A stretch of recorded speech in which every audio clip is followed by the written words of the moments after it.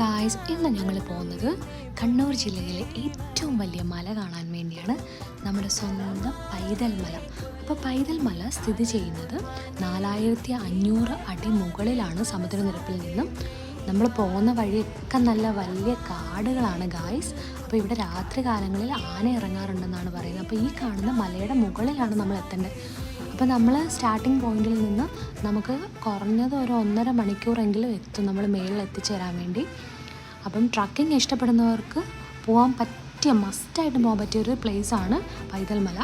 എന്നെ സംബന്ധിച്ച് എനിക്ക് ഭയങ്കര മടിയായിരുന്നു ഗൈസ്. പക്ഷേ ഞാൻ മേളിൽ ചെന്നപ്പോൾ എനിക്ക് മനസ്സിലായി ഞാനിത് വന്നില്ലായിരുന്നെങ്കിൽ ഏറ്റവും വലിയൊരു നഷ്ടമായി പോയേനെ എൻ്റെ ലൈഫിൽ നിന്ന്.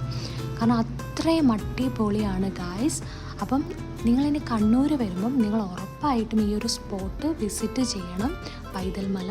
അപ്പം വളരെ ബ്യൂട്ടിഫുള്ളായിട്ടുള്ള ഒരു പ്ലേസാണ്. അപ്പം മസ്റ്റായിട്ട് എല്ലാവരും വരണം. ബൈ.